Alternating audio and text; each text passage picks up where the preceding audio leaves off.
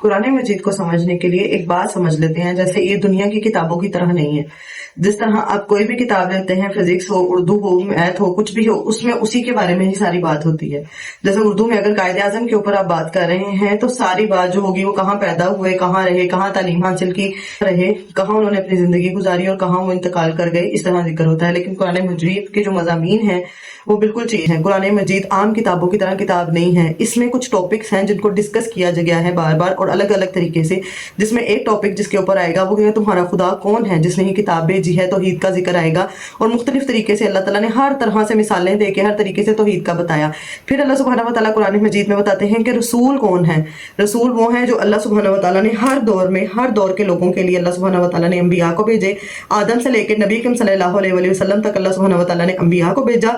اور انہوں نے کیا کیا، لوگوں کو اللہ سبحانہ و تعالیٰ کی پہچان کروائی، اور یہی کہا کہ تم ایک اللہ کی عبادت کرو اور میں تم سے کسی قسم کا اجر کا طالب نہیں ہوں، میرا اجر میرے رب کے ذمہ ہے، اور اللہ کی عبادت کرو اور آخرت کی یاد دہانی کروائی۔ تیسرا جو مین ٹاپک آ جاتا ہے قرآن مجید میں وہ آخرت کا، کہ انسان دنیا میں تو یہ دیکھا جاتا ہے کہ جو طاقتور ہوتا ہے بس اسی کی چلتی ہے، چاہے وہ ظالم ہو، چاہے وہ زیادتیاں کرے، لیکن ایک دن آنے والا ہے جب اللہ سبحانہ و تعالیٰ ہر ایک کو اس کے عمل کی جزا دے گا، جس نے جیسا عمل کیا ہوگا ویسا اس کو بدلہ ملے گا۔ اور قرآن مجید میں جو سزائیں ہیں وہ ایسے ہی نہیں ہیں، اسے مراد یہ کہ جس بندے نے جس طرح کے اعمال کیے ہوں گے اس طرح کی اس کو سزا دی جائے گی۔ قرآن مجید میں جہاں پہ بھی سزاؤں کا ذکر آتا ہے وہ بندے کے اعمال کے حساب سے ہے۔ جیسے کچھ لوگ ہیں جن کے بارے میں اللہ سبحانہ و تعالیٰ کچھ لوگوں کو اتنی سخت سزا کے بارے میں آتا ہے کہ ان کے سر کے اوپر کھولتا پانی ڈالا جائے گا، ٹھیک ہے؟ تو وہ کیوں ڈالا جائے گا؟ کیونکہ سر کے اندر کیا ہے، دماغ ہے۔ تو جب دماغ غلط کاموں کے لیے یوز کیا جائے، اس کو چالوں کے لیے، مکاریوں کے لیے، سازشوں کے لیے استعمال کیا جائے گا، تو اللہ سبحانہ و تعالیٰ اسی چیز کو سزا دیں گے انسان کی، جس کے استعمال کی وجہ سے اس نے اتنا فساد کریٹ کیا۔ قرآن مجید میں اللہ سبحانہ و تعالیٰ احکامات کا بتاتے ہیں۔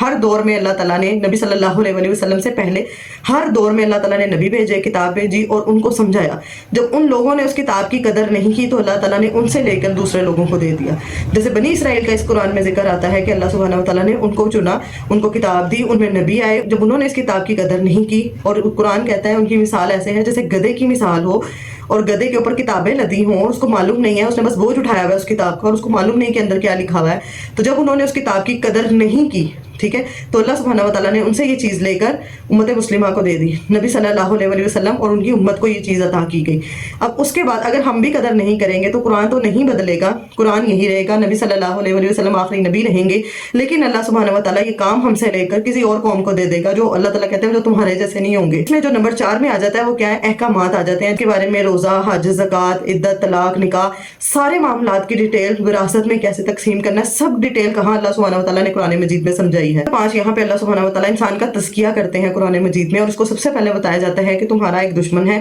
جس کا نام شیطان ہے، اور جس سے تمہیں بچ بچ کر زندگی گزارنی ہے، اور اس کو تمہیں اپنا دشمن سمجھنا ہے۔ اور تزکیے کے لیے اللہ سبحانہ و تعالیٰ نے اس میں انبیاء کی مثالیں ہمیں دے کر سمجھایا ہے۔ اس کے بعد قرآن مجید میں جو ہے سمجھ لیتے ہیں کہ قرآن مجید میں حکمت کا ذکر آتا ہے، اور میں کیا جاتا ہے کہ انسان کو حق اور باطل کی پہچان ہو جاتی ہے، صحیح غلط کی پہچان ہو جاتی ہے، اور پھر اس کو کہا جاتا ہے حکمت کیا ہوتی ہے، صحیح وقت پہ صحیح فیصلہ کرنا، اور پھر اس کو مختلف انبیاء کے واقعات سے اس کو سمجھایا جاتا ہے، جس میں داؤد علیہ السلام، سلیمان علیہ السلام، ایوب علیہ السلام، یوسف علیہ السلام، موسیٰ علیہ السلام، عیسیٰ علیہ السلام، سب کی زندگی یا انبیاء کا ذکر کر کے، یا انبیاء کے علاوہ کچھ نیک بندوں کا، جیسے رجل المؤمن کا، اسوہ مومن کا، اور جو سورہ یاسین میں اترا کئی جو اللہ کے جو نیک بندے گزرے ہیں ان کی زندگی، جیسے لقمان علیہ السلام، ان کا بتا کر انسان کو حکمت سکھائی گئی کہ انہوں نے کیا کیا تاکہ لوگ انہیں رول ماڈل سمجھیں اور ان کے مطابق زندگی گزاریں۔ اور اس کے برعکس اللہ سبحانہ و تعالیٰ نے صرف ان کا ہی نہیں، فرعون، حمان، قارون اور اس طرح سامری، اس طرح کتنے لوگوں کا کریکٹر اور ان کا پورا انالیسس کر کر بتایا کہ یہ ایک دوسرا گروہ ہے جو یہ کر رہا ہے۔ اور قرآن مجید میں اللہ تعالیٰ نے ہر طرح کے کریکٹرز کی مثالیں دے دے کر سمجھایا، جس میں تاکہ انسان کو صحیح غلط کا معلوم ہو، حق و باطل میں وہ فرق کر۔ قرآن مجید کے اہم ٹاپکس میں سے ایک ٹاپک کیا ہے، وہ یہ ہے کہ اللہ سبحانہ و تعالیٰ بندے کو آزمائے گا۔ وَلَنَبْلُوَنَّكُمْ بِشَيْءٍ مِّنَ الْخَوْفِ وَالْجُوعِ وَنَقْصٍ مِّنَ الْأَمْوَالِ وَالْأَنفُسِ وَالثَّمَرَاتِ۔ وبشر الصابرین کہ اللہ تعالیٰ کہتے ہیں کہ ہم تمہیں ضرور آزمائیں گے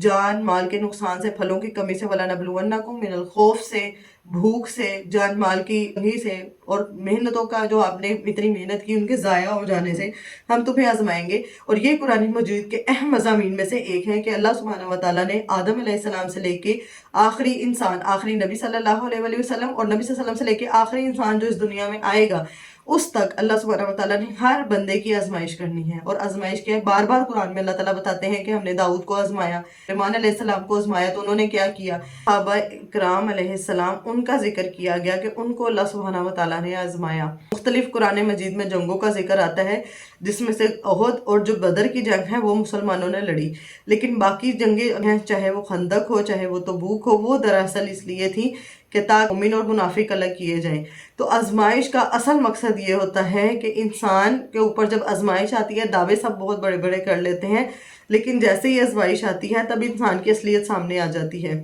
جیسے اگر ہمارے دور میں فلسطین کے مسلمانوں کی آزمائش نہیں ہوتی تو ہر مسلمان جو ہے وہ ایمان کے درجے میں اور اتنی بڑی باتیں کرتے تھے، لیکن اب جب امت کو ضرورت ہے، امت کی ماؤں بہنوں کو ضرورت ہے، امت کو ضرورت ہے، تو سب کہاں گئے؟ سب بھاگ گئے، سب اب کوئی کچھ نہیں کر رہا، کوئی بول بھی نہیں رہے۔ لوگ جو اتنی دین کی بات کرتے تھے اب فلسطین کے بارے میں بات کرتے وقت بھی خاموش ہے،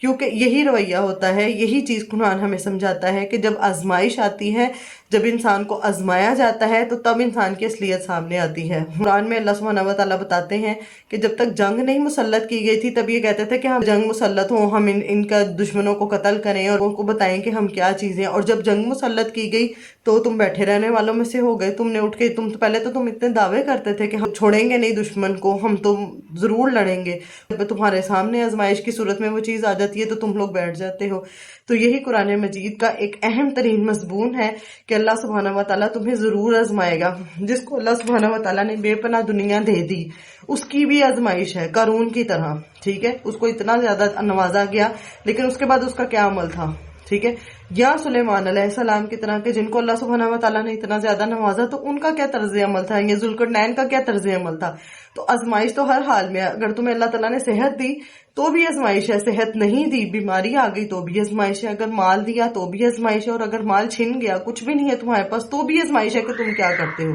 اور جو انسان اپنی آزمائش میں پورا اترتا ہے اس کا جو لیول ہے وہ نیکسٹ کر دیا جاتا ہے۔ اور اگر انسان یہ بات سمجھ جائے کہ زندگی کا ہر لمحہ انسان کے اوپر کیا ہے؟ آزمائش ہے، کہ تم اپنے سے اوپر والوں کو ڈیل کیسے کرتے ہو اور تم اپنے سے جو لوگ نیچے ہیں ان کو ڈیل کیسے کرتے ہو، جو لوگ آپ کو فائدہ پہنچا سکتے ہیں انہیں آپ کس طریقے سے ڈیل کرتے ہیں، اور جو لوگ آپ کو فائدہ نہیں دے سکتے ان کے ساتھ آپ کی ڈیلنگ کیا ہے۔ تو ہر معاملہ زندگی میں ہر ایک سیکنڈ پر کیا ہے؟ انسان کی آزمائش چل رہی ہے۔ ہر انسان کو اللہ سبحانہ وتعالیٰ نے کچھ اقتدار، کچھ اختیارات دیے ہیں، تو وہ اپنے ان اقتدار کا، ان اختیارات کا کیسے استعمال کرتا ہے۔